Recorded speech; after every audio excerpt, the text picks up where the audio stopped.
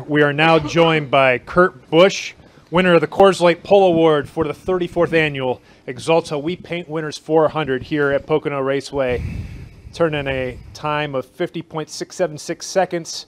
It's your 19th pole in 518 NASCAR Sprint Cup Series starts, third pole of the 2015 season, and seventh top 10 start in 2015. You know, this match is the second highest pole total for Kurt in his career. He had 3 poles in 2011, and his highest total was 6 in 2006. You have some speed in that 41 Chevrolet this year. Talk about what you found out there today. Well, thank you. It's great to be here on the podium with the pole. I mean, the first few laps in practice, we were down there in the 30 range with how different the track felt for the setup that we brought, and how the bumps developed over there in the tunnel turn, surprisingly, and then how it changed turns 1 and turns 3. And it felt like there was 6 corners out there today on how hard I was working, and I actually didn't feel connected to the car. And then we had the wrong gear ratio in the transmission in third gear, and we just had to deal with it. Maybe it's the right one now. So there was so much disconnect right when we first got here, and we had to drop back, reboot, and Tony Gibson, Johnny Klossmeyer, the whole gang. Today was a big group bonding day and a strength building day on what this 41 team can do together to be so far off at the beginning, and then to be here with the pole and to have the track position and the pit box and everything that goes with starting first. Incredible day. I mean, I still don't feel like we got the pole, but here we are, and it feels good to have 3 this season. Yes, there's speed in this 41 Haas Automation Chevy, and got to thank Gene Haas, Tony Stewart, and everybody at Stewart Haas Racing. We're going to open up the floor now to questions. Just raise your hand. We'll get a wireless mic to you. We'll start with this young lady over here and move across the room. Kate Moss, CLNS Radio. Kurt, congratulations. The tunnel turn, everybody was talking about that in the media center today and how it's a little bit different than it was when you were here last season. And I know Joey Logano said he even had concerns about his car lasting the whole race. Do you have any of those similar concerns? And what is your take on the tunnel turn? Well, it's a beautiful entryway, and for some reason the top side of the entryway was compromised. I mean, there's literally speed bumps the size that you would put in grocery store parking lots up on top of the track. Where'd they come from? They had to have come from the underside, where they were creating a beautiful fancy entryway. And it is what it is. The sooner you get over it, the better you're going to be. And today, they showed me some video, and my speed wasn't necessarily lost in turn 2. My speed was lost in turns 1 and 3, which meant to me mentally I had to ignore the tunnel turn on how bad the bumps are there and get focused on the majority of the racetrack where it's the same and where it's smoother. Problem is, when you adjust too much for the bumps, then it upsets the car for its balance for the other corners. So I would assume we're not going to be able to get a track grinder in overnight or even Saturday night. But they should look at getting it ground down and putting on a better display of what the track should look like for when the Indy cars run here later on. We're going to go to Zach, and Bob. Zach Tanzaretti, Webbings Racing. Can you kind of like recap working with both Daniel Knost and now Tony Gibson, and how that's helped you guys so far this year with different crew chiefs?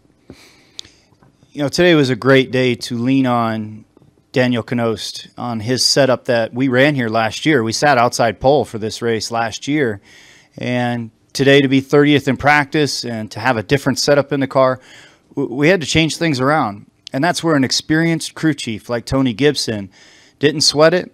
He guided the lead engineer on changes that he should look at.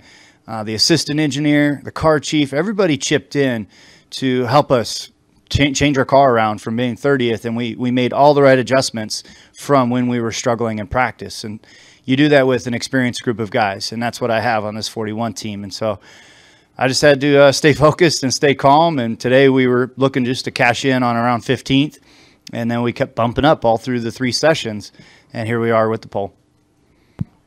Go to Zach and then Bob. Zach Sterniola with the Pocono record. You've had speed all year in this car.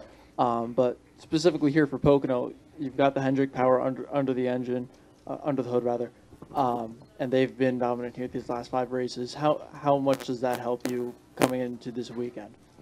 Well, we definitely have the strongest combination of what you would want for engine, chassis, and then it's up to us at Stewart-Haas to develop the downforce and then the balance of the car's handling. And so to have the Hendrick horsepower, that's key.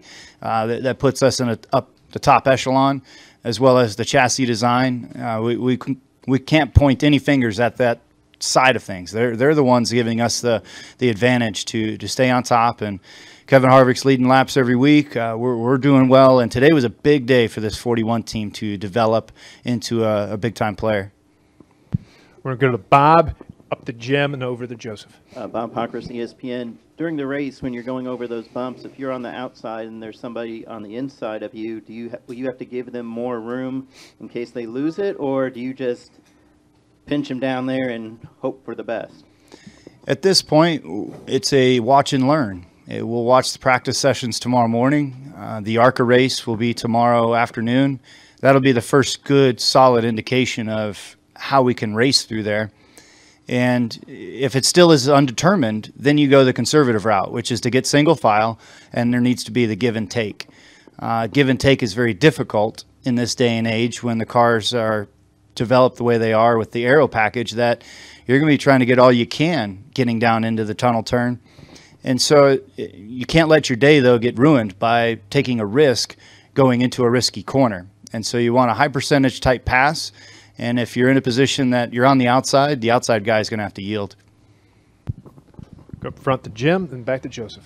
Jim Uttershaw, Observer. You kind of touched on this, but I was trying to think back. Would you say this has been one of the most difficult days of practice that you've had since the season started? And does it say more about your team, about how you were able to work through it and come out with a pole at the end of the day?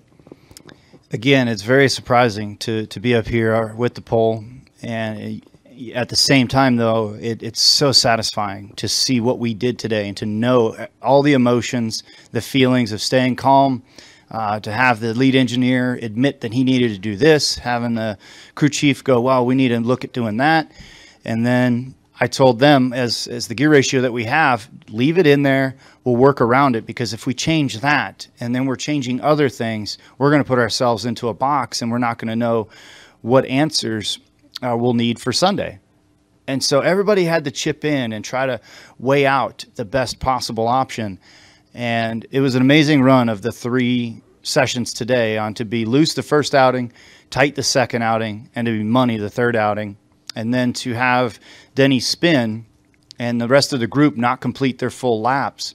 That brings up the question on if there's a spin, I think the time clock should freeze in any round that we're in qualifying, and allow everybody that hasn't had a chance to make a lap, make their lap, and at least see where they get to stack up, if that's how it all went. I believe there was a few guys that didn't get to finish their final lap. Oh, it did freeze? Okay. Oh, there's only 39 seconds? All right, yeah. If it's less than 59 at this track, then you can't make it back around. All right, so I didn't know where I was because I was in my windshield. Sorry. Joseph Walken, frontstretch.com. After finishing in the top 5 both races last year, how important is it for you to start up front and have that clean air? Oh, it's like a triple whammy of track position, pit box selection. It helps with race strategy. And then to be in that clean air, you get to dial in your car when you are up front. Because there's times when you work all day to recover from a poor qualifying run, and you're stuck in that dirty air. And then when you do get to the front, your car changes, and then you don't have the perfect balance to win a race.